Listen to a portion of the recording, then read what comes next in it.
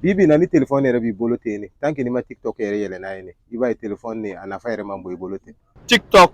Bobo Dioulasso a ye koba kɛ terimaw bɛ se ka se mɔgɔ 10 mɔgɔ 5 mɔgɔ tɛ baro kɛ ni ɲɔgɔn ye furu ɲɔgɔnmaw tɛ kuma ni ɲɔgɔn ye tuguni denw yɛrɛ ani bangebagaw tɛ foyi fɔ ɲɔgɔn ye bɛɛ lajɛlen kun bɛ a ka telefone kan o TikTok ko la ni a y'a fɔ ko nin tɛ yen tugun an bɛ kɛ cogo di Bobo Dioulasso a bɛ gɛlɛya jumɛn don walima a bɛ nafa jumɛn se anw ma an kumana ni mɔgɔ caman ye a y'o dɔw lamɛn ele ye mun kɛ ni TikTok ye. Ni feere kɛ n'a ye genre live ka to ka faniw promo kɛ quoi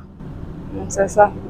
Bibi na ni telefone yɛrɛ b'i bolo ten ne tant que n'i ma TikTok yɛrɛ yɛlɛ n'a ye ne i b'a ye telefone ne a nafa yɛrɛ man bon i bolo ten. TikTok kɔni n'i donna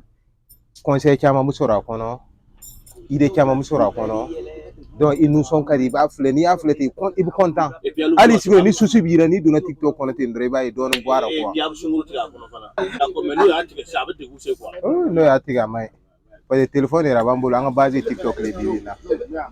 TikTok lo. Donc ni TikTok tɛ e yɛrɛ tɛ yen. Non ni TikTok tɛ an tɛ yen parce que mun kama i bɛ se ka télé yɛrɛ bila bi bi na i bɛ don i ka bo yɛrɛ kɔnɔ i bɛ télé yɛrɛ mɛnɛ mais malheureusement i bɛ tila ka don TikTok kɔnɔ parce que ka to ka TikTok filɛ ka télé mɛnɛ to yen.